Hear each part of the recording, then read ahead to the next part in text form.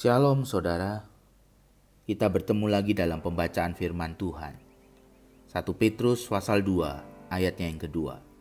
Dan jadilah sama seperti bayi yang baru lahir, yang selalu ingin akan air susu yang murni dan yang rohani, supaya olehnya kamu bertumbuh dan beroleh keselamatan.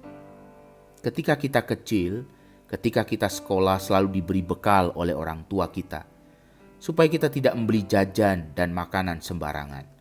Tetapi ketika kita beranjak menjadi anak yang besar, kita mulai malu membawa bekal.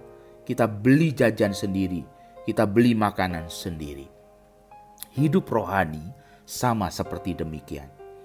Kita diingatkan oleh Rasul Petrus untuk menjadi sama seperti bayi yang baru lahir, yang selalu ingin air susu yang murni.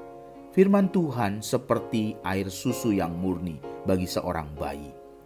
Kita ini butuh firman Tuhan untuk dituntun. Kita perlu mendengar firman Tuhan untuk kita mengerti apa yang harus kita lakukan. Kita butuh firman Tuhan karena kita butuh kekuatan ketika kita berhadapan dengan banyak persoalan yang tidak pernah berhenti dalam hidup ini.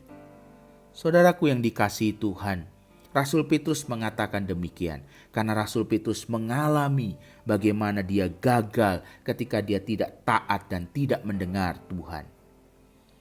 Tuhan Yesus pernah berkata, berdoalah. Tetapi Rasul Petrus dan murid-murid yang lain tidak berdoa.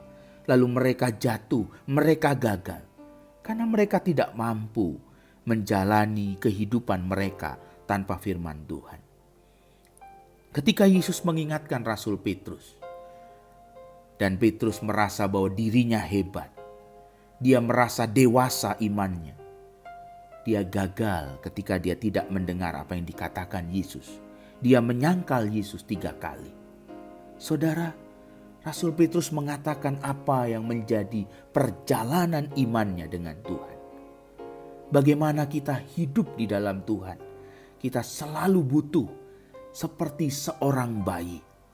Kita butuh merendahkan diri kita, rendah hati di hadapan Tuhan untuk dituntun dengan firman Tuhan. Saudara, maukah saudara membaca firman-Nya, dituntun firman-Nya, dan melakukan firman-Nya dalam ketaatan? Amin.